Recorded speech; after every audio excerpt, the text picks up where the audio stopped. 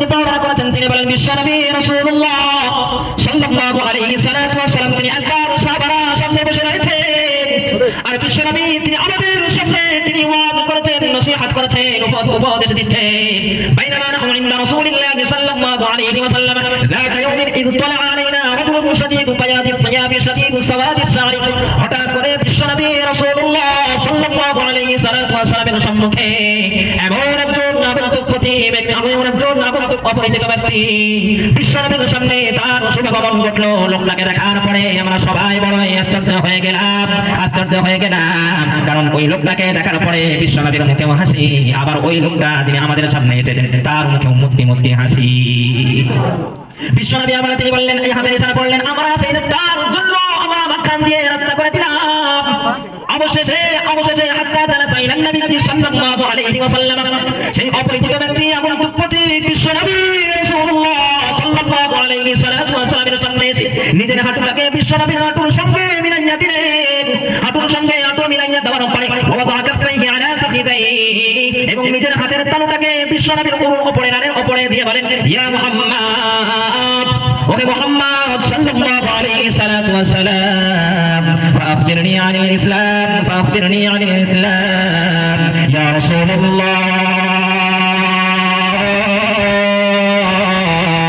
নবী হে, আপনি আমাদেরকে জানায়া দেন, বুঝায়া দেন, আপনি আমাদেরকে অবহিত করান গো রাসূল, ইসলাম কাকে বলা হয়, ইসলাম কি জিনিস, ইসলাম সম্পর্কে আপনি আমাদের বুঝায়া দেন। প্রিয় সম্মানিত ভাইরা আমার সোনার লালের, আপনারা বলেন বিশ্বনবী রাসূলুল্লাহ সাল্লাল্লাহু আলাইহি ওয়াসাল্লামের সামনে বিশ্বনবীর সঙ্গে হাঁটুর সাথে হাঁটু লাগানো মানে সেই ব্যক্তিটা নবীর পরিচিত না অপরিচিত বলে? নিশ্চয়ই পরিচিত না হলে কি হাঁটুর সাথে হাঁটু লাগানো যায়? কি গো ভাই, কথা বুঝতে পারেনি আমার কথা? পরিচিত না হলে কি হাঁটুর সাথে হাঁটু লাগানো যায়? যায় না। ওমর ফারুক রাদিয়াল্লাহু তাআলা আনহু তিনি বলছেন, কে এই ব্যক্তি?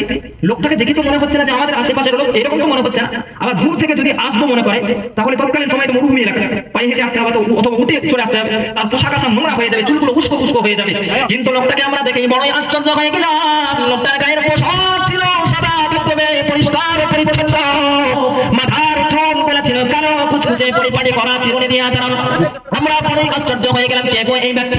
আমরা তো কখনো একটিবারের পর এই লোকটাকে জীবনে কোনোদিন দেখি নাই। আবার বিশ্বনবী হাসে, সেই লোকটাও হাসে, হাসতে হাসতে বিশ্বনবীর হাঁটুর সঙ্গে হাঁটু মিলাইয়া দিয়েছে।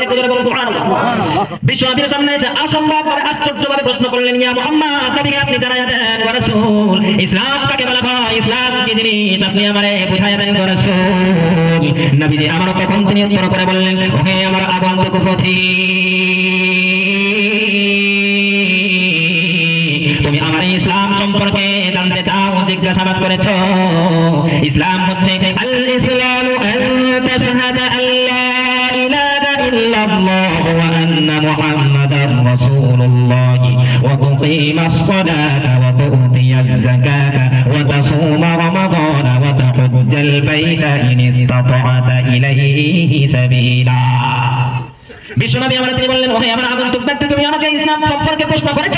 ইসলাম হচ্ছে যে কথার প্রতি সাক্ষ্য প্রদান করো যে আল্লাহ রাব্বুল আলামিন ছাড়া কোনো মাবুদ নাই, এই কথা শুধুমাত্র একজনের জন্য রত হবে, তিনি হচ্ছেন কে? আর কাবাদে বলা যাবেন তিনি কে? ইবাদতের যোগ্য শুধুমাত্র একজন, তিনি হচ্ছেন কে? only one is worthy of worship and that is Allah. ইবাদতের যোগ্য শুধুমাত্র একজন, তিনি হচ্ছেন আল্লাহ। This eight will be only for Allah. এই মাথা যার জন্য নত হবে তিনি হচ্ছেন কে? অতএব হে আমার ভাই, আমার সোনার লালেরা, বিশ্বনবী আমার তাই তিনি জানায় দিচ্ছেন, ওকে আমার আগন্তুক ব্যক্তি, তুমি সরসব। আমি বিশ্বনবী রাসূলুল্লাহ সাল্লাল্লাহু আলাইহি ওয়াসাল্লাম জানায় দিচ্ছি, আল্লাহ ছাড়া কোনো মাবুদ নাই, কোনো মাবুদ নাই, এবং আমি মুহাম্মদুর রাসূলুল্লাহ সাল্লাল্লাহু আলাইহি ওয়াসাল্লাম, আমি হচ্ছি আল্লাহ তাআলার প্রেরিত পয়গম্বর, প্রেরিত পাঠানো প্রিয় রাসূল। ওহে আমার আগন্তুক ব্যক্তি, তুমি এটা শুনে রেখে দাও, তুকিমাস সালাতা ওয়া তু'তিয়াজ যাকাত, নামাজ কায়েম করার নাম হচ্ছে ইসলাম, যাকাত আদায় করার নাম হচ্ছে ইসলাম, রমজান মাসের রোজা রাখার নাম হচ্ছে ইসলাম, ওয়া তাহুজ্জাল বাইতা ইন ইসতাতা'তা ইলাইহি সাবিলা। নবীজি আমরা তিনি বললেন, আল্লাহর জন্য আল্লাহর ঘর ওই কাবা বাইতুল্লাহ তথা মক্কা শরীফের হজ করার নাম হচ্ছে ইসলাম। সুবহানাল্লাহ বলবেন না? নবীজি আমরা তিনি যখন উত্তর দিয়ে দিলেন, উত্তর দিয়ে দেওয়ার সাথে সাথে সামনের একজন ব্যক্তি হাঁটুর সঙ্গে হাঁটু লাগিয়ে বসে আছেন। আর আপনারা বলেন, কি গো ভাই, বলেন নিম্ন কথা, হাঁটুর সাথে হাঁটু লাগিয়ে একজন ব্যক্তি বসে আছেন না নাই? লাগিয়ে বসে রয়েছেন। নবীজি যখন উত্তর দিলেন, নামাজ কায়েম করার নাম ইসলাম, যাকাত দেওয়ার নাম ইসলাম, হজ করার নাম ইসলাম, রমজান মাসে রোজা রাখার নাম ইসলাম, এবং তাওহীদ তথা একত্ববাদের শিক্ষা, ঈমান, আল্লাহ ছাড়া কোনো মাবুদ নাই, এবং আমি মুহাম্মদ সাল্লাল্লাহু আলাইহি ওয়াসাল্লাম, আমি হচ্ছি আল্লাহ তাআলার প্রেরিত রাসূল। সামনের সেই ব্যক্তিটা আওয়াজ দিয়ে বললেন, সাদাকতা। কি বললেন ভাই, বলেন, সবাই বলেন, কি বললেন? সাদাক্তা মানে আপনি সত্য বলেছেন, রাইট আনসার, সঠিক উত্তর, কোনো প্রকার সন্দেহ নাই। একটু জোরে বলুন সুবহানাল্লাহ। ওমর ফারুক রাদিয়াল্লাহু তাআলা তিনি আশ্চর্য হয়ে গেলেন যে এই ব্যক্তি প্রথমতে আমাদেরকে আশ্চর্য করে তুলেছে, নিজেই প্রশ্ন করে আবার সেই প্রশ্নের উত্তর আবার নিজেই বলে আপনি ঠিক বলেছেন। দ্বিতীয়বার প্রশ্ন করে বললেন ইয়া রাসূলুল্লাহ ইয়া হাবিবাল্লাহ, নবী গো আপনি আমাদেরকে জানায় দেন, বুঝায় দেন, ফাখবিরনি আনিল ঈমান, আপনি আমাদেরকে ঈমান সম্পর্কে অবহিত করেন গো রাসূল। ঈমান কি জিনিস, ঈমান সম্পর্কে আপনি আমাদেরকে যথেষ্ট পরিমাণে জ্ঞান দেন গো রাসূল। নবী আমার তখন তিনি বললেন ওহে আমার আগন্তুক পথি, তুমি শোনো শোনো ভালো করে শুনে রেখে দাও। আল ঈমানু বিল্লাহি ওয়া মালাইকাতিহি ওয়া কুতুবিহি ওয়া রাসূলিহি ওয়াল ইয়াউমিল আখিরি ওয়াল কদরি খায়রিহি ওয়া শাররিহি। ওহে আমার আগন্তুক ব্যক্তি তুমি শোনো শোনো, ঈমান হচ্ছে যে আল্লাহ রাব্বুল আলামিনের জন্য অন্তর থেকে বিশ্বাস করার নাম হচ্ছে ঈমান। ওয়া রাসূলিহি সাইয়্যিদিনা আদম আলাইহিস সালাতু ওয়াস সালাম থেকে নবী মুহাম্মদ সাল্লাল্লাহু আলাইহি ওয়াসাল্লাম পর্যন্ত বিশ্বাস করার নাম হচ্ছে ঈমান। ওয়া কুতুবিহি সমস্ত কিতাবগুলোকে বিশ্বাস করার নাম হচ্ছে ঈমান। ওয়াল ইয়াউমিল আখির আখিরাতকে বিশ্বাস করার নাম হচ্ছে ঈমান। ওয়াল ইয়াউমিল আখির ওয়াল কদরি খায়রিহি ভাগ্যনীতি তথা তাকদীরকে বিশ্বাস করার নাম হচ্ছে ঈমান। ভালো মন্দ একজনেরই পক্ষ থেকে হয়, তিনি হচ্ছেন কে? আরে কমাতে বলা যাবে না, তিনি কে? আল্লাহ। নবী আমার তিনি জানিয়ে দিলেন ভালো মন্দ যার পক্ষ থেকে হয় এটাকে বিশ্বাস করার নাম হচ্ছে ঈমান। ওয়াল ইয়াউমিল আখির ওয়াল কদরি খায়রিহি ওয়া শাররিহি মিনাল্লাহি তাআলা ওয়াল বাকি বাদাল মাউত। আমরা যখন মরে যাব, পচে যাব, গলে যাব, হাড় হাড্ডিগুলো চূর্ণ বিচূর্ণ হয়ে যাবে, মাটির সঙ্গে যখন সেগুলো মিশ্রিত হয়ে যাবে, যেগুলো তখন মিশে যাবে, ওই মাটির ভিতর থেকে ওই মহান রব্বুল আলামিন তিনি আমাদের তুলবেন না বলেন? আরো বাজে বলা যাবে না, তিনি তুলবেন না? তিনি তুলবেন, নিঃসন্দেহে তুলবেন। এটাকে বিশ্বাস করার নাম হচ্ছে ঈমান। তুলে বলুন সুবহানাল্লাহ। The great Almighty Allah will raise us from the ground, ওই মহান রব্বুল আলামিন তিনি আমাদের সকলকে মাটির ভিতর থেকে তুলবেন। একটু জোরে বলুন সুবহানাল্লাহ। বিশ্বনবী আমার তিনি যখন বলে দিলেন এইরকম করে, যখন তিনি বলে দিলেন এই সমস্ত জিনিসগুলোর বিশ্বাস রাখার নাম হচ্ছে ঈমান, সামনের সেই হাঁটুর সঙ্গে হাঁটু লাগিয়ে একজন ব্যক্তি বসে আছে না নাই? মনে আছে? নাম ভুলে গেছেন? মনে আছে না ভুলে গেছেন?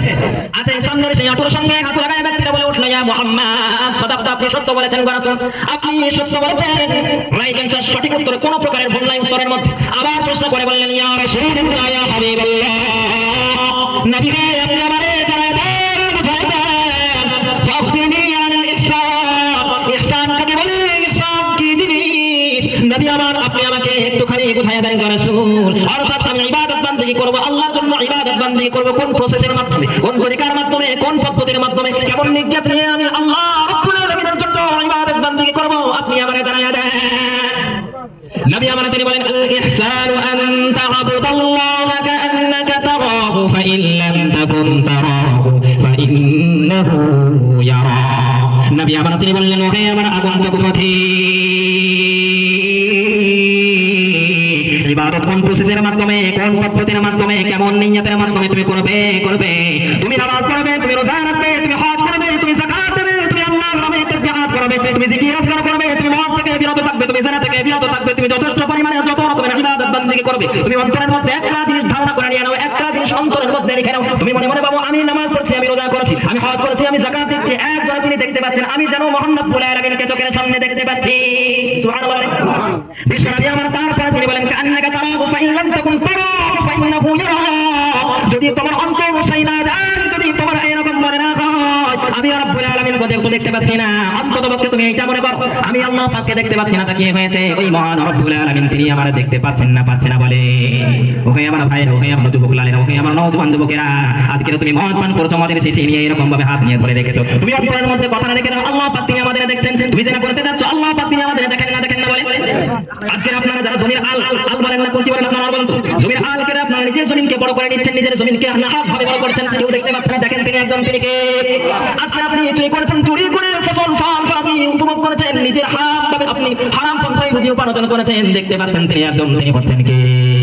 নবী আমার তিনি বলে দিলেন ওহে আমার উম্মতেরা, যখন তোমরা ইবাদত বندگی করবে, যখন তোমরা নেকির কাজ করবে, অন্তরের মধ্যে একটা জিনিস লিখে রেখে দাও, আল্লাহ রাব্বুল আলামিন তিনি কিন্তু সদা সর্বদাই দেখতেন। এই কথাটা যদি অন্তরের মধ্যে 24টা ঘন্টা রেখে দাও, তাহলে কখনো কোনো সময় তোমাদের পথভ্রষ্ট হওয়ার লাইন নাই। কখনো তোমরা পথভ্রষ্ট হতে পারো না, বরং পথভ্রষ্ট হতে গেলেও, গুনার কাজে ধাবিত হতে গেলেও আল্লাহ পাক স্বয়ং রহমতের ফেরেশতারা তোমার অন্তরকে এমন শীতল বানিয়ে দেবে, এমন শীতল বানিয়ে দেবে, সেই খারাপ কাজ থেকে, সেই গুনার কাজ থেকে তুমি ফিরে আসতে বাধ্য হয়ে যাবে। একটু জোরে বলুন সুবহানাল্লাহ। তাই আমি যদি কোনদিন পথ ভুলে যাই, হাত ছাড়ি দিয়ে কাছে নিয়ে মমতার বন্ধনে আমায় বেঁধে সকল ক্ষমা করে দিও। আমি যদি কোনদিন পথ ভুলে যাই, হাত ছাড়ি দিয়ে কাছে নিয়ে মমতার বন্ধনে আমায় বেঁধে সকল ক্ষমা করে দিও। জেনে না জেনে কত করি অপরাধ, কখনো করো না তুমি বাদ প্রতিবাদ। জেনে না জেনে কত করি অপরাধ, কখনো করো না তুমি বাদ প্রতিবাদ। তোমার দয়ার সীমা নাই, নাই, নাই, তোমার দয়ার সীমা নাই, নাই, নাই। সেই দয়া পেতে আজ কাঁদি আমিও। আমি যদি কোনদিন পথ ভুলে যাই, হাত ছানি দিয়ে কাছে নিও মমতার বন্ধনে আমায় বেঁধে সকল ক্ষমা করে দিও। সকলে বলুন আমিন। প্রিয় সম্মানিত ভাইরা আমার, সোনার লালেরা, নওজোয়ান যুবকেরা, এখানে এই হাদিসের মাধ্যমে নবীজি আমাদের তিনি শিখিয়েছেন, ইবাদত যখন তোমরা করবে তুমি অন্তরের মধ্যে এইটা আপনি ফলো করো। আল্লাহ পাক তিনি দেখছেন, আল্লাহ পাক তিনি দেখছেন। এই জন্য রাব্বুল আলামিন তিনি বলেন, ইন্নাল্লাহা ইউহিব্বুল মুহসিনিন, যারা ইবাদত বندگی মধ্যে নিজেদের মধ্যে প্রতিযোগিতা করে আল্লাহ পাক তাদেরকে সব থেকে বড় তিনি বেশি ভালোবাসেন। আল্লাহ রাব্বুল আলামিন 2 নম্বর অপশন তিনি দিয়েছেন, ইন্নাল্লাহা ইউহিব্বুত তাওয়াবিন। আল্লাহ পাক তাদেরকে তিনি বড়ই ভালোবাসেন যারা পাহাড় সমতুল্য গুনার কাজ করে ফেলেছে, গুনাহ করে ফেলেছে। যখন তারা দুইটি হাত তুলে চোখের পানি ছেড়ে দিয়ে আল্লাহ পাকের কাছে বলেন, ইয়া আল্লাহ, ভুল করে ফেলেছি রে মাওলা, তুমি আমারে maaf করে দাও, ক্ষমা করে দাও। আল্লাহ পাক তিনি বলেন, হে আমার বান্দা, আমি রব্বুল আলামিন, আমি দয়ালু, আমি দয়ালু, আমি হচ্ছি দয়ার সাগর, দয়ার সাগর রে বান্দা। তোর বান্দা যদি হয় আমার বান্দা, তোর গুনাহ যদি হয় পাহাড়ের সমান, আমার দয়া হচ্ছে সাগরের সমান। আরে কবার দিয়ে বলা যাবে না সুবহানাল্লাহ। আল্লাহ পাক তিনি বলেন, হে আমার বান্দা, তোর গুনাহ যদি হয় সাগরের সমান, আমি রব্বুল আলামিন, আমার দয়া হচ্ছে আসমানের সমান। ওহে আমার বান্দা, তুই কত পাপ করেছিস, তোর গুনাহ যদি হয় আসমানের সমান, আমি রব্বুল আলামিন, আমার দয়া হচ্ছে আল্লাহ রব্বুল আলামিন, আমি আরশ সিদরাতুল মুনতাহা কুরসির সমান। একটু জোরে বলুন সুবহানাল্লাহ। তাই রব্বুল আলামিন তিনি বলছেন, ইন্নাল্লাহা ইউহিব্বুত তাওয়াবিন। আমি রব্বুল আলামিন যারা গুনাহ কাজ করে ফেলেছে তারপরে বলে, আল্লাহ ক্ষমা করে দাও, ভুল করে ফেলেছি, আমি আল্লাহ তাদেরকে বড়ই ভালোবাসি। বিখ্যাত একজন পয়গম্বরের দৃষ্টান্ত আল্লাহ রাব্বুল আলামিন পবিত্র কোরআনুল কারীমের মধ্যে তিনি তুলে ধরে বলেন, তিনি নাম করে বলেন, হে আমার হাবিব, আপনি গোটা বিশ্ববাসীদেরকে, আপনার উম্মতদেরকে জানায় দেন, জানায় দেন, ওয়া ইয ক্বালা রাব্বুকা লিল মালাইকাতি ইন্নী জাইলুন ফিল আরদি খলিফা। নবী স্মরণ করুন সেই সময়ের কথা। আমি রব্বুল আলামিন যখন আমি বললাম আমি পৃথিবীর বুকে পাঠাতে চাই এক ধরনের প্রতিনিধি, ক্বালু ইন্নী জাইলুন ফিল আরদি খলিফা, পৃথিবীর বুকে পাঠাতে চাই, মানুষকে আমি পৃথিবীর বুকে সৃষ্টি করতে চাই। ক্বালু আতাজআলু ফীহা মান ইফসিদু ফীহা ওয়া ইয়াসফিকুদ দিমা। সমস্ত ফেরেশতা মণ্ডলীরা তারা আরজ করে বলল, ইয়া আমার আল্লাহ, পৃথিবীর মুখে আপনি এমন কোন জাতিকে, এমন কোন মানুষকে পাঠাবেন না, পাঠাবেন না যারা দুনিয়ার মুখে গিয়ে মারামারি করবে, কাটাকাটি করবে, কানাকানি করবে, রক্তপাত ঘটাবে, নিজেদের মধ্যে আপোষের মধ্যে মিল মহব্বত রাখবে না, তাদেরকে আপনি সৃষ্টি করবেন না। ওয়া নাহনু নুসাব্বিহু বিহামদিকা ওয়া নুকদ্দিসু লাক। রব্বুল আলামিন ইবাদত করার জন্য, তাসবিহ তিলাওয়াত করার জন্য, জিকির আজকার করার জন্য, ইস্তিগফার তওবা করার জন্যই তো আমরা রয়েছি। ক্বালা ইন্নী আ'লামু মা লা তা'লামুন। আল্লাহ রাব্বুল আলামিন তখন তিনি আওয়াজ দিয়ে বলেন, ইন্নী আ'লামু মা লা তা'লামুন, আমি রব্বুল আলামিন, আমি যতটুকু জানি সেই বিষয়ে তোমাদের কোনো জ্ঞান নাই, অতএব তোমাদের থেকে আমি এই বিষয়ে অবগত হয়েছি। আল্লাহ পাক সাইয়্যিদিনা আদম আলাইহিস সালাতু ওয়াস সালামকে সৃষ্টি করেছেন না করেন নাই? বলে কি ভাই সৃষ্টি করেছেন না করেন নাই? আদম আলাইহিস সালামকে সৃষ্টি করলেন এবং হুকুম দিলেন। আল্লাহ পাক কোরআনুল কারীমের মধ্যে বলেন, ওয়া ইয কুল্লা লিল মালাইকাতি সুজুদু লিআদম ফাসাজাদু ইল্লা ইবলিস। যখন আমি আদমকে সৃষ্টি করার পরে আমি বললাম ফাসাজাদু ইল্লা ইবলিস, তোমরা সিজদা করো। হুকুম দেওয়ার সাথে সাথে সবাই সিজদায় লুটে পড়ে গেল, ইল্লা ইবলিস, একজন সিজদা করলো না, নাম হচ্ছে তার ইবলিস। ইবলিসকে জিজ্ঞাসা করা হলো, মা তাসজুদা ইন আমারতু, হে ইবলিস কিসের জন্য তুই সিজদা করলি না, কেন তুই সিজদা করলি না? ইবলিস তখন বলে উঠলো, আনা খায়রুম মিন খলাকতানি মিন নারিন ওয়া খলাকতাহু মিন তিন, ইয়া রাব্বাল আলামিন, আপনি আমারে তৈরি করেছেন আগুনের দ্বারায়, আর আপনি আদমকে তৈরি করেছেন মাটির দ্বারায়। ওই আদমকে তৈরি করেছেন মাটির দ্বারায়, মাটি যদি ছুঁড়ে ফেলে দেওয়া হয় মাটি নিচের দিকে থাকে, আর আগুনকে যদি জ্বালানো হয় প্রজ্বলিত করা হয় তাহলে উপরের দিকে তারা জ্বলতে থাকে, স্থান হচ্ছে উপরে। ওগো রব্বুল আলামিন, অতএব আমি উপরের স্থান হয়ে আমি কখনো নিচের দিকে মাথা ঝোঁকাতে পারবো না। আবার ওয়াস্তাকবারা, ইবলিস অস্বীকার করলো, ওয়াস্তাকবারা ওয়াস্তাকবার করলো, অহংকার করলো, গর্ব করলো, ওয়া কানা মিনাল কাফিরিন, এবং সে কাফেরদের দলভুক্ত হয়ে গেল। ইবলিস অস্বীকার করার কারণে, অহংকার করার কারণে, তাকাব্বুর করার কারণে কাফের হয়ে গেল। ওহে আমার ভাই, আমার সোনার লালের এখানে মূল পয়েন্ট, আদম আলাইহিস সালামকে আল্লাহ পাক সৃষ্টি করলেন, জান্নাতের মধ্যে বসবাস করে দিলেন। তারপরে আল্লাহ পাক তিনি বললেন, হে আদম, ওয়া কুল্লা ইয়া আদম উসকুন আনতা ওয়া যাওজুকাল জান্নাতা ওয়া কুলা মিনহা রাগাদান হাইথু শি'তুমা ওয়া লা তাকরাবা হাযিহি শাজারাতা ফাতাকুনা মিনাল যালিমিন। ওহে আদম, তুমি এবং তোমার বিবি জান্নাতের মধ্যে বসবাস করো, যেটা খুশি সেটা খাও, যেখানে খুশি সেখানে যাও, কোনো কিছুর ঘাটতি হবে না, কোনো কিছুর কমতে পড়বে না। কিন্তু তুমি ভালো করে শুনে রেখে দাও, ওয়া লা তাকরাবা হাযিহি শাজারা, অমুক বৃক্ষের নিকটবর্তী তুমি যেন হয়ো না, অমুক বৃক্ষের নিকটবর্তী তুমি যেন হয়ো না। যদি হয়ে দাও তাহলে কিন্তু নিজেকে গুনাহগার সাব্যস্ত করে ফেলবে। ভাবছি আমার সোনার লালেরা, হযরত আদম আলাইহিস সালাম আপনারা বলেন, তিনি ফল ভক্ষণ করেছিলেন না করেন না? সবাই বলেন করেছিলেন না করেন না? সে নফসের মুসিবতে পড়ে হোক আদি পিতা, এবং তাই শয়তানের ধোঁকায় হোক, যে কোনো কারণে তিনি ফল ভক্ষণ করেছিলেন। ফল ভক্ষণ করার সাথে সাথে সূরা আরাফের মধ্যে আল্লাহ পাক আয়াতটা বলেছেন যে যখন তিনি ফল ভক্ষণ করলেন, তার শরীর থেকে আদম আলাইহিস সালাম এবং আমাদের হাওয়া আলাইহিস সালাম উভয়ই তাদের শরীর থেকে কাপড়গুলো খুলে খুলে দিতে লাগলেন। কি গো ভাই, জানা আছে না? কাপড়গুলো খুলে দিতে লাগলেন। কি তারা কি করলেন? সঙ্গে সঙ্গে জান্নাতের মধ্যে যে পোশাক আশাককে ঢাকার জন্য, নিজের শরীরকে ঢাকার জন্য পাতা ছিঁড়তে লাগলেন, পাতা ছিঁড়ে নিজের শরীরকে আবরণ করতে লাগলেন। কারণ এখান থেকে একটা মোটা খুব সুন্দর একটা শিক্ষার বিষয় হয়েছে আমার ভাই। শিক্ষার বিষয়টা হচ্ছে এই, শয়তানের মিশন হচ্ছে আপনাদেরকে উলঙ্গ করে দেওয়া। কথা কি বোঝাতে পেরেছি না ভাই? শয়তানের মিশন, শয়তানের টার্গেট, শয়তানের লক্ষ্য হচ্ছে আপনাদেরকে বেহায়াপনা করা, আপনাদেরকে নির্লজ্জতা করা, আপনাদেরকে একেবারে বিপদা করা। এটা হচ্ছে শয়তানের মিশন।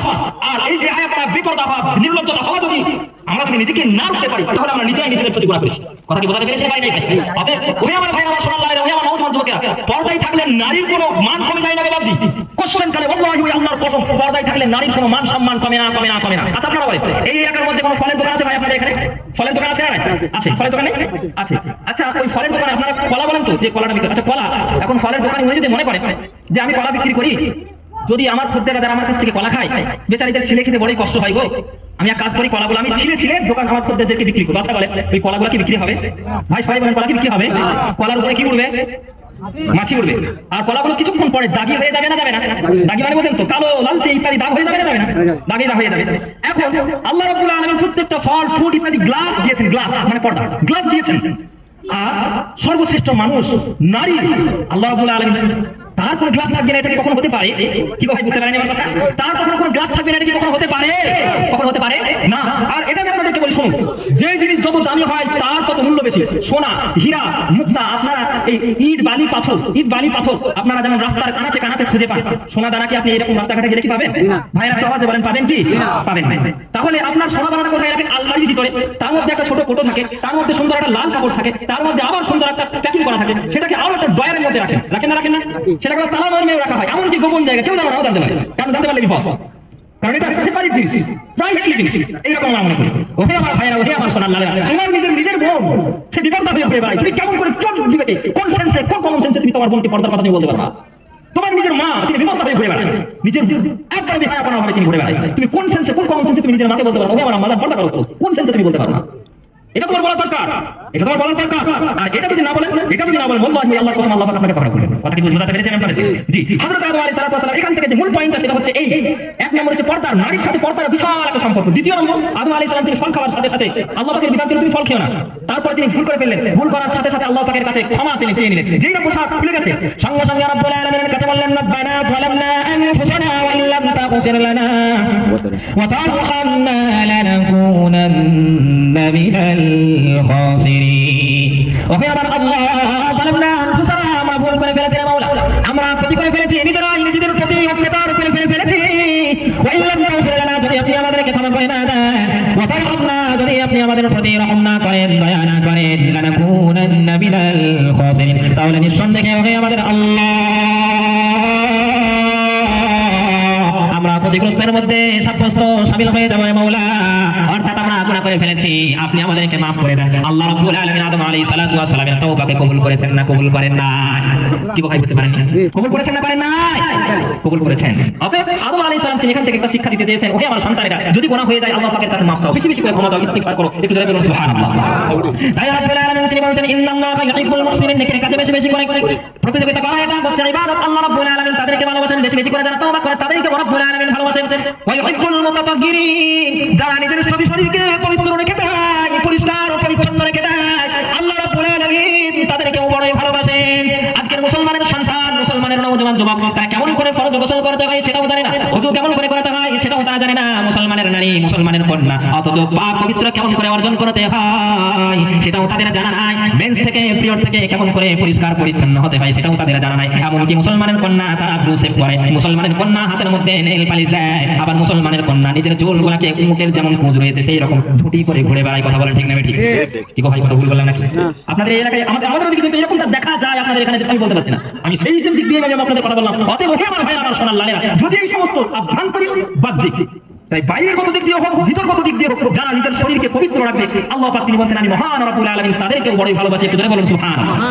তারপরে রাব্বুল আলামিন তিনি বলছেন ইন্নাল্লাহা ইউহিব্বুল মুকসিতিন, আমি রাব্বুল আলামিন তাদেরকেও বড়ই ভালোবাসি যারা রাব্বুল আলামিন ভাই ভাইয়ের সাথে মহব্বত, নিজের সন্তান মাতা পিতার সাথে মহব্বত, নিজের স্ত্রীরা নিজের স্ত্রী নিজের স্বামীর সাথে মিল মহব্বত, নিজের বৌমা নিজের শাশুড়ির সাথে মহব্বত, নিজের শাশুড়ি নিজের বৌমার সাথে মহব্বত, সকলের প্রতি একটা যে হক হয়েছে, সম্প্রীতি হয়েছে। আপনি বলছেন এই বাড়ি মুসলমান, তার পাশের বাড়ি সেটা কিন্তু একজন হিন্দু ভাইয়ের বাড়ি। আপনি একজন মুসলিম ভাই যুবক, পাশের বাড়ি হিন্দু ভাই, এখন সেই বাড়িতে যদি কেউ অসুস্থ হয়ে যায়, ইসলাম বলছে ওই হিন্দু বাড়িতে যে যুবক বা যে মহিলা বা যেই মানুষেরা যারা অসুস্থ হয়েছে তাদের তোমরা সেবা যত্নের মাধ্যমে সুস্থতার কোনো ব্যবস্থাপনা করে দাও।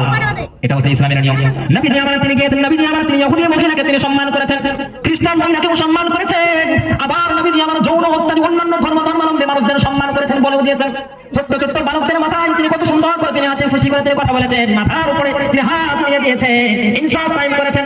আপনি আমি যখন ছোট ছিলাম তখন ছোটবেলায় কত রকমের গুনার কাজ করেছি, ছোটবেলায় কত রকম মন্না চাইলে দুষ্টামি করেছি, নবী আমার মায়ের কোলে বসে তিনি ইনসাফ কায়েম করেছেন। একটু জোরে বলুন সুবহানাল্লাহ। কেমন ইনসাফ কায়েম করেছেন? বিশ্বনবী রাসূলুল্লাহ সাল্লাল্লাহু আলাইহি সাল্লাতু ওয়াস সালামের নিজের আম্মা জানা হালিমাতুস সাদিয়া দুধ মাতা দুধ পান করিয়েছিলেন। আম্মা জানা হালিমাতুস সাদিয়া রাদিয়াল্লাহু তাআলা আনহা নিজের কলিজার টুকরা নাইরার মানে মুহাম্মদ সাল্লাল্লাহু আলাইহি সাল্লাতু ওয়াস সালামকে ডান স্তনের দুধ পান করানোর পরে তিনি মনে মনে ভাবছেন আজকে আমার কলিজার টুকরা নাইরার মানে সন্তান মুহাম্মদকে উভয় স্তনের দুধ আমি পান করাবো। কোনদিন তিনি দুই স্তনের দুধ পান করাতে পারেন না, মনে মনে দৃঢ় প্রতিজ্ঞা করেছেন আজকে আমার সন্তানকে উভয় স্তনের দুধ পান করাবো। নবীকে আমার ডান স্তনের দুধ পান করানোর পরে যখন বাম স্তনের দিকে ঘুরিয়ে নেওয়া হয়, নবী আমার বাম স্তনের হাত আমার তো দূরের কথা স্পর্শ করে তিনি দেখেন না। সুবহানাল্লাহ। আরেকটা আওয়াজ দিয়ে বলা যাবে সুবহানাল্লাহ। নবী আমার বাম স্তনের হাত দিয়ে তিনি দেখেন না। সেই সময়ের তৎকালীন যিনি চিকিৎসক ছিলেন, হাকিম ছিলেন, তার কাছে নিয়ে গেলেন, বাচ্চার কি কোনো অসুবিধা হয়েছে নাকি দেখো দেখো। হাকিম তখন বললেন বাচ্চা সুস্থ। তৎকালীন সময়ে যেমন চিকিৎসা ব্যবস্থাপনা ছিল, বাচ্চা দেখার পরে তিনি বললেন বাচ্চা নির্দিবান সুস্থ। তারপরে মুফাসসিরিন কিরামগণ বলেছেন যেহেতু বিশ্ব নবী আমার তিনি ডান স্তনের দুধ পান করেছেন আর বাম স্তনের দুধ ছেড়ে দিয়েছেন, এর কারণটা এর রহস্যটা কি ছিল? যেহেতু নবী মুহাম্মদ সাল্লাল্লাহু আলাইহি সাল্লাতু ওয়াস সালামের যতটুকু বয়স ছিল সেই বয়সে নবীর তিনি একজন দুধ ভাই ছিলেন, নাম তার হচ্ছে আব্দুল্লাহ। বলেন কি নাম? আব্দুল্লাহ। নবী আমার তিনি মনে মনে ভেবেছেন যদি আমি একাই দুই উভয় স্তনের দুধ পান করে দিই, আমি যদি উভয় স্তনের দুধ পান করে নিই তাহলে আমার নিজের দুধ ভাই সে তো ক্ষুধার্ত হয়ে যাবে, সে তো তার দ্বারাই আমার দ্বারাই কোনো তার সে যেন ক্ষুধার্ত না থেকে যায়। অতএব নিজে এক স্তনের দুধ পান করেছে আর এক স্তনের জন্য নিজের দুধ ভাইয়ের জন্য রেখে দিয়েছে। আরেকটা কথা বলা যাবে না সুবহানাল্লাহ। অতএব ওহে আমার ভাই আমার সোনার লালেরা, যে নবীর আদর্শ ফুটে ওঠে মায়ের কোলে শিশু বেলায় ছোট্ট বেলায়, সেই নবীর মাধ্যমে তিনি তো ওই রাসূল ওই মুহাম্মদুর রাসূলুল্লাহ সাল্লাল্লাহু আলাইহি ওয়াসাল্লাম তিনি সদা সর্বদাই সম্প্রীতির কথাই বলে গেছেন, সম্প্রীতির কথাই বলে গেছেন, সম্প্রীতির কথাই বলে গেছেন। তুমি বলুন সুবহানাল্লাহ। অতএব ওহে আমার ভাইরা, ওহে আমার নওজোয়ান যুবকেরা, ইসলাম কোনোদিন কারোর সাথে ভ্রাতৃত্ব বন্ধন ছিন্ন করার হুকুম দেয় না, বরং ইসলাম তো এসেছে আত্মীয়তার জোগাড়, মানুষের সাথে মানুষের সম্পর্ক কেমন করে রাখতে কেমন ভাবে হয়। তুমি বলুন সুবহানাল্লাহ। ভাই বোনের সাথে কেমন করে মহব্বত রাখতে হয়, সন্তান মাতা পিতার সঙ্গে কেমন করে মহব্বত রাখতে হয়, নিজের শ্বশুর শাশুড়ির সাথে কেমন করে মহব্বত রাখতে হয়, নিজের বোনের সাথে কেমন করে মহব্বত রাখতে হয়। ইসলাম তো এই সমস্ত বিভিন্ন ধরনের ইসলামী মৌলিক নীতিমালা শিখিয়ে দিয়ে গেছেন মুহাম্মদুর রাসূলুল্লাহ সাল্লাল্লাহু আলাইহি ওয়াসাল্লাম। প্রিয় সম্মানিত ভাইরা, আপনার অবাক হবে, আমি এই কথাটা আমি প্রায় জায়গায় ম্যাক্সিমাম জায়গায় এটা বলি। আপনি ধরেন একজন হিন্দু মানুষ বা খ্রিস্টান মানুষ বা জৈন মানুষ ইত্যাদি যে কোনো ধরনের হতে পারে, এমনকি আপনি পণ্ডিত হতে পারেন। আপনি সারা জীবন মোবাইলের মাধ্যমে, বর্তমান তো বড় টেকনোলজি মোবাইল, তাই কিনা ভাই? মোবাইল তো বড় টেকনোলজির একটা মাধ্যম। নেই নেট মানে জাল, জাল মানে সব ভুয়া, যেটা তো যাই হোক এই নেট টেকনোলজি তো টেকনোলজির মাধ্যম দিয়ে আপনি সারা জীবন খ্রিস্টান ধরেন, আপনি খ্রিস্টান একজন পণ্ডিত, সারা জীবন খ্রিস্টান ধর্মকে নিয়ে আপনি যাচাই বাছাই ইত্যাদি গবেষণা করেছেন। আপনার ওই মোবাইল দিয়ে আপনি বলবেন এই গোটা বিশ্বের মধ্যে যিনি সর্বোত্তম মানব তিনি কে, এই গোটা বিশ্বের মধ্যে তিনি সর্বমানব সর্বচরিত্রের উত্তম চরিত্রের মানব তিনি কে, নাম চলে আসবে মুহাম্মাদুর রাসূলুল্লাহ। এই গোটা বিশ্বের মধ্যে নবী মুহাম্মদ সাল্লাল্লাহু আলাইহি ওয়াসাল্লামের মতো কোন মানব সন্তান, ওই রকম সন্তান কিয়ামত পর্যন্ত আসেনি, আর কখনো আসবেই না। একটু বলুন সুবহানাল্লাহ। অতএব ওহে আমার ভাইরা না, ওহে আমার নওজওয়ানেরা, আমি আপনাদেরকে বলি নবীর আদর্শকে আমাদেরকে নিজের জীবনের মধ্যে ধারণ করতে হবে। আমার ভাই, নবী সাল্লাল্লাহু আলাইহি ওয়াসাল্লামের জীবন আদর্শকে অনুপম আদর্শকে যদি আমরা ধারণ করতে পারি, আল্লাহু আল্লাহর কসম আমরা সাকসেস হয়ে যাব, সফল কাম হয়ে যাব। দুনিয়াতে এই ইহকালেও আমাদের লাভবান, পরকালে তো বলে পরকালে তো আছেই আছে। রাব্বানা আতিনা ফিদ দুনিয়া হাসানাতাও ওয়া ফিল আখিরাতি হাসানাতাও ওয়া কিনা আযাবান নার। আল্লাহ আমাদেরকে দুনিয়াতেও দাও, আখিরাতেও দাও। কারণ আমরা শুধু দুনিয়াতে নয়, আখিরাতে তো আখিরাত আমাদের চাই, আখিরাত মানে জান্নাত আমাদের চাই। দুনিয়াটাও যেন আমাদের মন্দ না হয়। আল্লাহ দুনিয়াতেও ভালাই দান করো, আখিরাতেও ভালাই দান করো এবং জাহান্নাম থেকে আমাদের রক্ষা দান করো। সকলে বলুন আমিন। তাই প্রিয় সম্মানিত ভাই আমার, সাল্লাল্লাহু আলাইহি ওয়া সাল্লাম বিশ্বনবী রাসূলুল্লাহ সাল্লাল্লাহু আলাইহি ওয়াসাল্লামের অনুপম আদর্শ যতগুলো সুন্নতি কোরআনের হাদিসের বাণী থেকে আমরা যতগুলো শুনলাম, আমরা নিজের জীবনে ফিট করব তো ইনশাআল্লাহ। কারা নিজের জীবনে বাস্তবায়ন করবে তো হাত তুলে দেখান। আল্লাহ রাব্বুল আলামিন আমাদের এই হাতগুলোকে কবুল করুন। সকলে বলুন আমিন। সম্মানিত ভাই আমার, সোনার আল্লাহ, এবার আমি আপনাদেরকে একটা কথা বলতে চাই। নবীজি সাল্লাল্লাহু আলাইহি ওয়াসাল্লাম, আল্লাহ রাব্বুল আলামিন নবীজিকে আমার নবুয়ত দিয়েছিলেন বাপজি 40 বছর বয়সে। কত বছর বয়সে ভাই? সবাই এটা কি আমাদের জানা আছে? 40। এই শব্দটা কি অত্যন্ত মূল্যবান শব্দ। 40 সংখ্যাটা অত্যন্ত মূল্যবান সংখ্যা। আল্লাহ পাক এর মর্যাদা আছে বলেই নবীজিকে 40 বছরে নবুয়ত দিয়েছেন। কথা বলা ঠিক না? ঠিক অনুরূপভাবে মুরব্বী আলে কেরাম, আল্লাহর ওলিগণ 40 দিনের মাধ্যমে আমরা তাবলীগের একটা জামাত বা এক চিল্লা বলে থাকি। কয় দিনের মাধ্যমে পূর্ণতা পাই গো ভাই? কয় দিনের মাধ্যমে পূর্ণতা পাই? 40 দিনে এক চিল্লা। অতএব এখানে উলামায়ে কেরামগণ বা আল্লাহর ওলিগণ 40 দিনকে নির্ধারণ করেছেন। আবার কোন আল্লাহর বান্দা, কোন আল্লাহর গোলাম যদি 40 দিন লাগাতার ইমাম সাহেবের পেছনে তাকবীরে উলা, মানে যখন তাকবীর দেয় তখন থেকে শুরু করে নিয়ে তাকবীরে উলা সহিত যদি নামাজ আদায় করে, 40 দিনের ভিতরে সে যদি মারা যায়, মারা যাওয়ার সাথে সাথে শহীদের দরজা পাবে। তোদের বলুন সুবহানাল্লাহ। এই 40 দিনের ফজিলত, এমনকি এটাও তার ফজিলত, তার মুনাফিকের আলামতের নিফাক থেকে তার নিফাকের নাম কাটিয়ে দেওয়া হয়। একটু জোরে বলুন সুবহানাল্লাহ। 40 দিনের আরো ফজিলত। 40 দিন আল্লাহ রাব্বুল আলামিনের সন্তানদেরকে একটা স্তর, 40 দিনে তার রক্ত মাংস তৈরি হয়, 40 দিনে তার আবার একটা আকার আকৃতি তৈরি হয়, আবার 40 দিনে তার মধ্যে জান আসে, আবার 40 দিনে তার আবার আকার আকৃতি আসে, এমনকি 40 দিন পূর্ণতা পায়, তারপরে পৃথিবীতে আবহাওয়া ঘটে। জোরে বলুন সুবহানাল্লাহ। তাহলে 40 একটা সংখ্যার মধ্যে মর্যাদা আছে না নাই? আছে। তাই আমি ভাইদেরকে বলবো, হে আমার নওজওয়ান যুবক ভাইয়া, নিঃসন্দেহে আমি মুসাফির ব্যক্তি, আমি মুসাফির। আপনাদেরকে বলবো, এই যে ব্যক্তিটি আপনারা দেখতে পাচ্ছেন, আল্লাহু আকবার, এই হযরতের ত্যাগ, আপনারা অবাক হয়ে যাবেন। আমি আজকের কয়েকদিন হয়তো আসা হয়েছে, রাত্রিবেলায় মাহফিল করলে দিনের বেলায় কিন্তু আমাদের পূর্ণ হয়ে যায়। আপনি অবাক হয়ে যাবেন, হযরত উনি এখন দোয়া আপনাদেরকে তওবা করিয়ে ইস্তিগফার করিয়ে সকালবেলায় উনি চলে যাবেন। মাদ্রাসার কত দায়িত্ব, দুনিয়াতে কত দায়িত্ব, এই আপনাদের সঙ্গে কত মানুষের মোলাকাত। এমনকি রাত্রি 1:30টার সময়, আমি একদিন হযরতের সাথেই ছিলাম, 1:30টার সময় মানুষ এসে দরজায় খটখটাচ্ছে, আবার কেবল ঘুমিয়ে এসেছে। হযরত এসে বলেন, হুজুর একটু মাহফিলের জন্য আপনার কাছে পরামর্শ নিতেছে। আমাদের মতো যদি গ্রেড হতো, আমার মনে হয় সেই সময় অন্য কোনো ভোট মধ্যে এই এখন কোন সময় আসো। আল্লাহু আকবার, আল্লাহ বলি, আমি আপনাদেরকে কসম করে বলছি, উনি এত সুন্দর করে মানুষের সাথে ব্যবহার দেখিয়ে মক্তবের ব্যাপারে এত সুন্দর সুন্দর মশওয়ারা দিয়েছেন, আমার চক্ষু দিয়ে অশ্রু বের হয়ে গেছে। আমার ভাইরা, আমি আপনাদেরকে বলতে চাই, এই আল্লাহর ঘর এটা আল্লাহ, নবীর মাদ্রাসা এটা আল্লাহ, মক্তব এটা আল্লাহ, খানকা এটা আল্লাহ, তাবলীগের জামাতের কাজ এটা আল্লাহ। তাদের জন্য বলুন সুবহানাল্লাহ। অতএব এই আল্লাহর ঘর, আল্লাহর ঘরের উন্নয়নের জন্য আমি 40 জন যুবক ভাইকে নামের লিস্টের একটা, এমন আমি আপনাদেরকে প্রথম নম্বর, 1 নম্বর, 2 নম্বর, এরকম 40 জনের একটা লিস্ট আমি মুসাফির আপনাদের মাধ্যমে একটা দানের, তাই 2000 হোক, 1000 হোক, 3000 হোক, 4000 হোক, 5000 হোক, আপনারা যেমন 1000, যেমন বলতে 1,000, 2000 এর নিচে নয়, 1-2,000 নিচে নয়, মসজিদের উন্নয়নের জন্য 2000, 1000, 3000 এরকম করে আপনারা একটু নাম লেখাবেন। ইনশাআল্লাহ আপনাদের জন্য বিশেষ দোয়া হবে এবং অত্যন্ত মূল্যবান দোয়া হবে ইনশাআল্লাহ। কারণ বাবা মারা গেছে, কারণ মা মারা গেছে, মায়ের নামে হোক, বাবার নামে হোক, কারো সন্তান দুনিয়া ছেড়ে চলে গেছে, নিজের সন্তানের নামে হোক, নিজের আত্মীয় স্বজন, নিজের দাদা দাদির নামে হোক, নিজের পরিচার টুকরা মায়ের মনির নামে হোক। ওকে আমার মা, পর্দার অন্তরালে যে সমস্ত মায়ের আমরা যারা কথা শুনছি, আপনাদের মাও আপনাকে জন্ম দিয়েছে, কত কষ্ট করে 10 মাস 10 দিন গর্ভে ধারণ করে। ওকে আমার মা, আপনার নিজের মায়ের নামে হোক, নিজের শ্বশুর শাশুড়ির নামে হোক, 1,000 হোক, 2,000 হোক, 3,000 হোক, আল্লাহ এই নবীর, আল্লাহ তাআলার এই ঘরের জন্য। কারণ নবী আমাদের বলেছেন, মান বানা লিল্লাহি মাসজিদান ফাকাদ বানাল্লাহু লাহু বাইতান ফিল জান্নাহ, যে ব্যক্তি আল্লাহর ঘরকে আল্লাহর জন্য বানিয়ে দিল, সে যেন নিজের জন্য জান্নাত বানিয়ে ফেললো। বলুন সুবহানাল্লাহ। তাই ভাই আমার বলি, আছেন নি কোনো ভাই যে আল্লাহর ঘরকে প্রথম নম্বরে সহযোগিতা করবেন? আছেন? তার সাথে মুসাফা করবেন ইনশাআল্লাহ। আছেন ভাই? প্রথম নম্বরে কোন আল্লাহর গোলাম, আল্লাহর বান্দা যিনি 2000 বা 1000 বা 3000, কোন আল্লাহর বান্দা, আল্লাহর নওজওয়ান যুবক, আল্লাহ পাকের গোলাম আছেন যিনি আল্লাহ পাকের এই কাজকে তিনি সহযোগিতা করার জন্য আসবেন? আছেন কোনো ভাই? কি গো ভাই, কোনো বাজি, কোনো আমার সোনার লাল নাই? সম্মানিত বাজি আমার, ওকে আমার নওজওয়ান যুবক, এই গ্রামের মধ্যে কোনো ভাই নাই? কোনো ভাই নাই? সুবহানাল্লাহ। বাজি এই দুনিয়া চিরজীবনের নাই গো বাজি আমার, ওয়াল্লাহি আল্লাহর কসম, আমরা খালি হাত নিয়ে এসেছি, খালি হাত নিয়ে ফিরে যেতে হবে কবরে। নবীজি আমার তিনি বলেন খালি হাত নিয়ে এসেছি, খালি হাত নিয়ে কবরে যেতে হবে। তাই আমি আপনাদেরকে বলি, আপনার আগে আপনি তো এখন আপনি এই ঘর বাড়ির মালিক হয়েছেন, আপনার আগে আপনার নিজের সন্তান, আপনি যখন চলে যাবেন আপনার চোখ বন্ধ করতে দিয়ে আপনার সন্তান বলতে এটা দেরি হবে না যে এই বাড়িটা আমার। তাই ভাই আমি কি নাম বলছি আপনার? নাই বাড়ি এখন আছে মাশাআল্লাহ,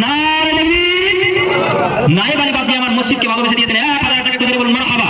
রব্বুল আলামিন তোমার পিয়ারা বান্দারা বলেছিল, ছিল কি না ছিল দেখা জানে বোঝা গেল, একটি রাতের কথা মওলা মসজিদে জানিল, ওই নাই পানি বাচ্চার জন্য দোয়া হয়ে গেল, ওই নাই পানি বাচ্চার জন্য দোয়া করি আমি।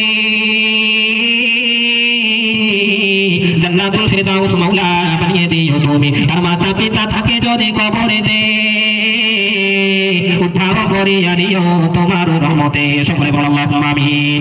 হে সম্মানিত ভাই, আমার সম্মানের 1 নম্বর হয়ে গেছে, 2 নম্বর আছেন কোন ভাই বড় নওজোয়ান যুবক আল্লাহর কোরআন আল্লাহর কোরআন গোলাম, আপনাদের জন্য, আপনার মা বাবার জন্য, আপনার আত্মীয় স্বজনের জন্য, নিজের সন্তান সন্ততির জন্য, নিজের সন্তানের ব্রেন বানানোর জন্য, নিজের বালা মুসিবত দূর করার জন্য। কারণ বিশ্বনবী আমাদের এবার সাদাকাতু তরদ্দি বালা, সাদাকা হচ্ছে বালা মুসিবতকে দূর করে দেয়। যেমন ভাবে ধান যেমন তীরকে বাঁচায় দেয়, সাদাকা আপনার হায়াতকে বাড়িয়ে দেয়, বালা মুসিবতকে রেখে দেয়, দূর করে দেয়। তাই আমার ভাইরা, হে আমার নওজোয়ান যুবক ভাইরা, আপনাদেরকে বলি, হে আমার বাপজানেরা, আল্লাহ পাকের ঘর, আল্লাহ রাব্বুল আলামিনের এই মসজিদকে কায়েম করার জন্য, মসজিদকে ভালোবাসার জন্য যদি